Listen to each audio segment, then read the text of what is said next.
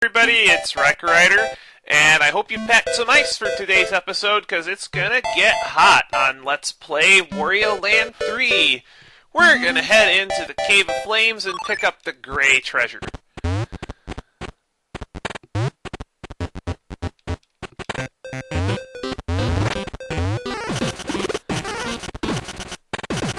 It's not exactly that difficult to get at, I don't think.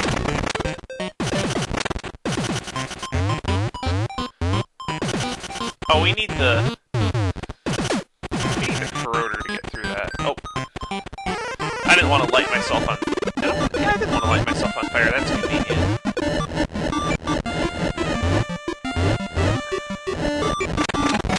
Wow, I rarely get to do that. Now this is a bit of an interesting puzzle here. And this stumped me as a kid. This barrier here will act as a loading zone, so you will not be able to carry enemies across it to get access to those enemy blocks. So you'll have to think of another way. So you'll actually have to throw him from the other side, and then it'll reach fine. Now you can get access to the Great Key. That one actually took me like 15 or so minutes to figure out as a kid. That I didn't realize that enemies could pass through that loading zone just fine. Of course, I certainly didn't call it a loading zone back when I was a kid. I didn't even have a concept of what loading was. Nice short stage.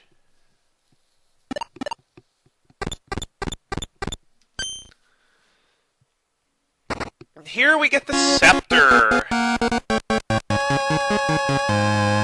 I believe the scepter unmasks the Castle of Illusions.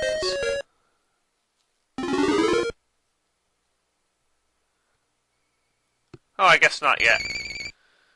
Oh, that's what this does. The scepter cleans all the murky water.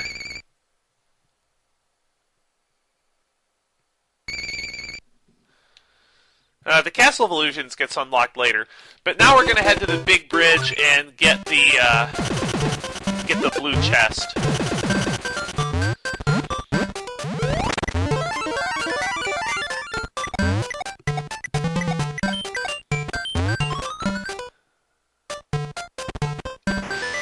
You need the garlic to get access to it, obviously.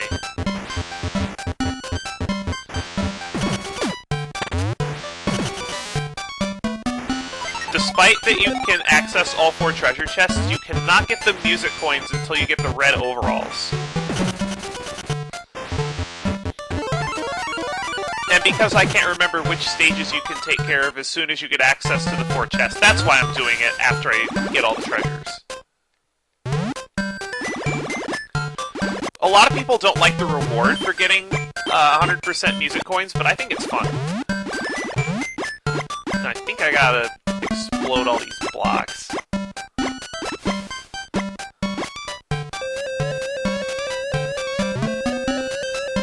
Yeah, I have to explode these from below because I have no way to smash them from above.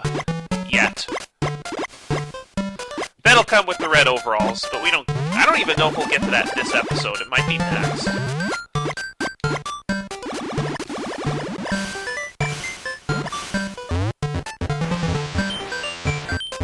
Ah, barely. I try to look cool, and this is what you do to me, game.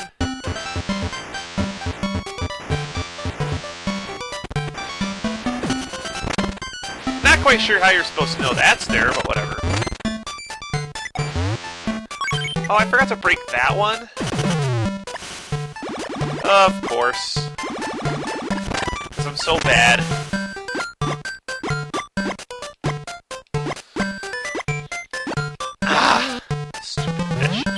Mistakes like that is what's going to prevent you from getting 6 treasures a video in an efficient way. Again?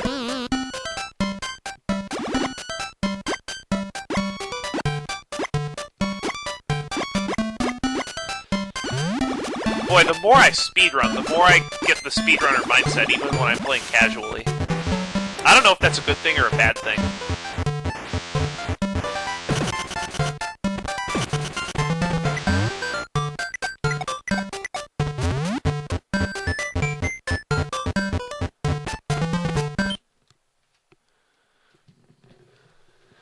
Because I've noticed that even when I did Super Mario 64 the other night, I was doing that. Here we get the lantern. Unfortunately, this lantern does not have any fuel, so we will have to find fuel for it.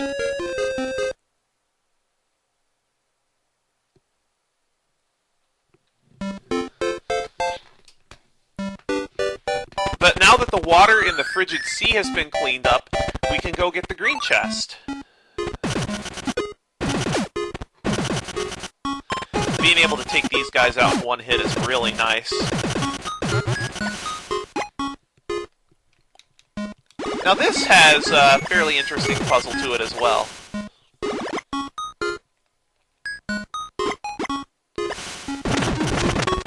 I also love being able to plow through blocks like that.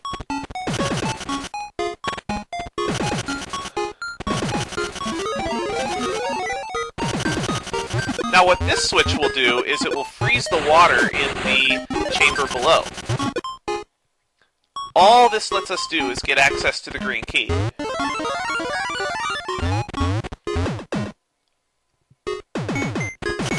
We are actually going to have to we're going to have to thaw the water out in order to get to the chest itself.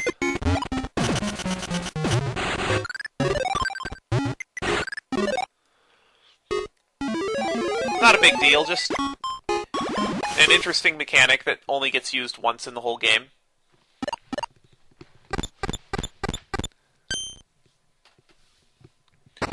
And then here we get the flame, which is fuel for the lantern.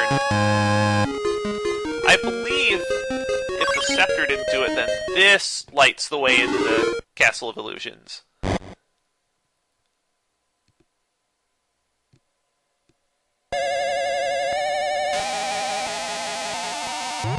Not quite sure why a lantern would reveal the Castle of Illusions from behind a mountain, but whatever, game.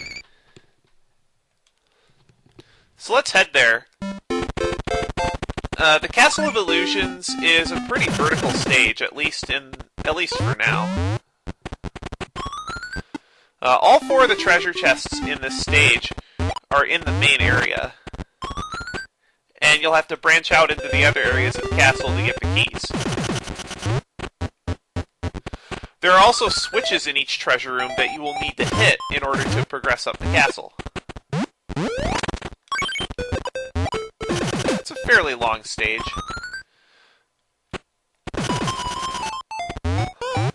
Oh, damn it. Yeah, you don't want to fall either, because if you fall, you're going to have to start all over. And the positioning on that zombie that spawned and killed and knocked me down to the ground, the positioning on that is random. It can spawn in one of 3 places. That was the worst possible spawn. Let's see if I can lure him out here. Paste. Alright, that'll at least get him out of the way.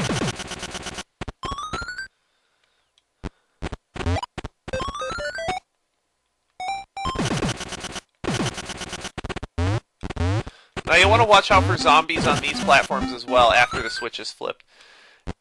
And you really don't want to blow it here, because these are the last platforms.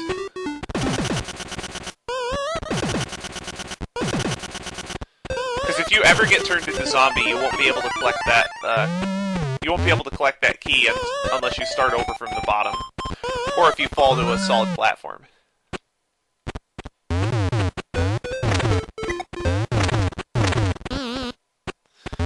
Can't do anything about those guys on the ceiling yet, but we'll be able to soon.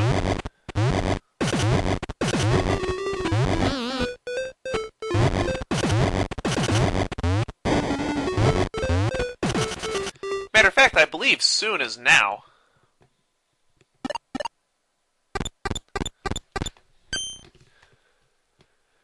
Because in this chest we get the red overalls, which brings Wario's stomping attack back at full power.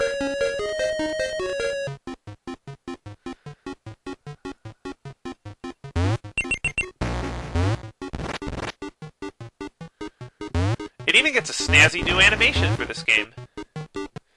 But this will open up quite a few things, especially in Sea Turtle Rocks, but we're not headed there quite yet.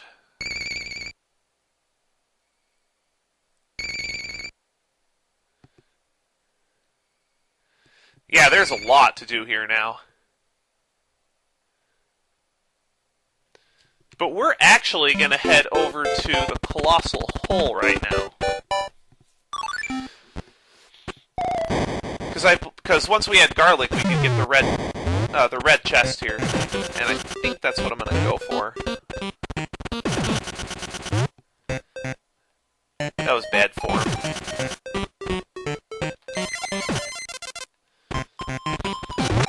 Oh, I have yet to demonstrate what happens when you go through a door that you've already opened, or a treasure chest that you've already opened. I do need to demo that at some point. I'll do it when it's convenient. Oh, come on, I let go of the down button.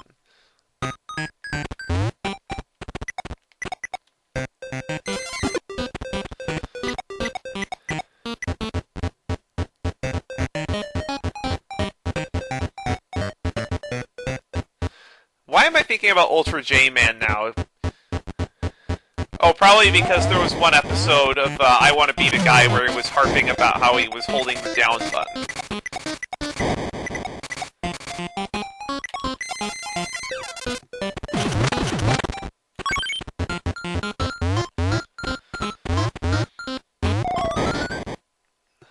Or golf. Okay, this is... I believe this hole is from course number 2.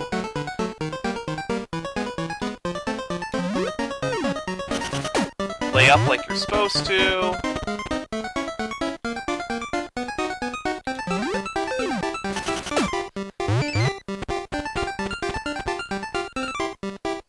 Boy, I need a full power shot here.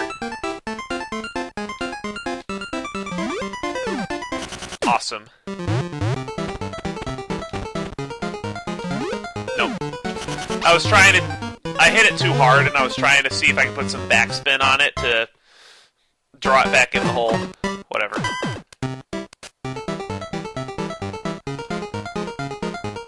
This is the same damn hole.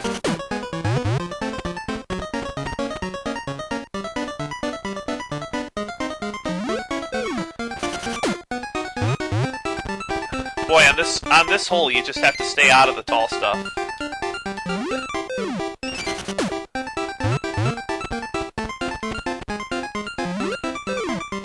There we go, got our par. Sounds like it's from course 2. It's a little easy for course 3.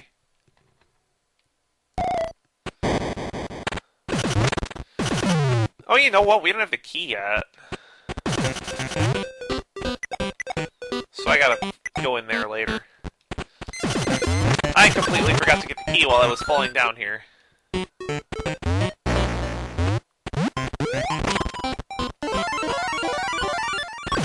I guess the purpose of those enemy blocks is to give you a hint that there are unmarked enemy blocks there.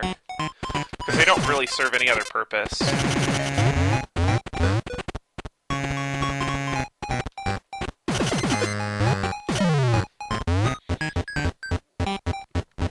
Did I mention I don't like duck jumping in this game because it's so finicky? Especially on a GameCube controller that has like the smallest D-pad in the world.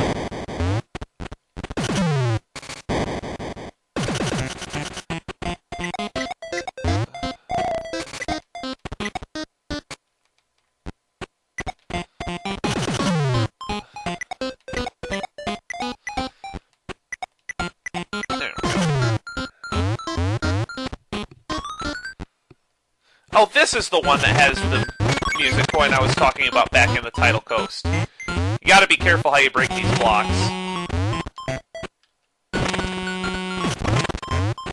Because you have to be able to get enough height to make this jump. Like that. That's inaccessible if you're hasty about breaking blocks.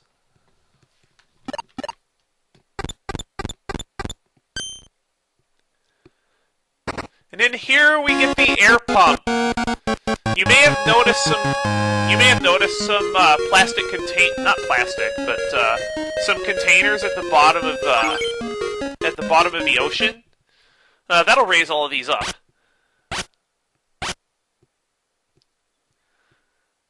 Fill them with air, and that'll create some nice platforms for you.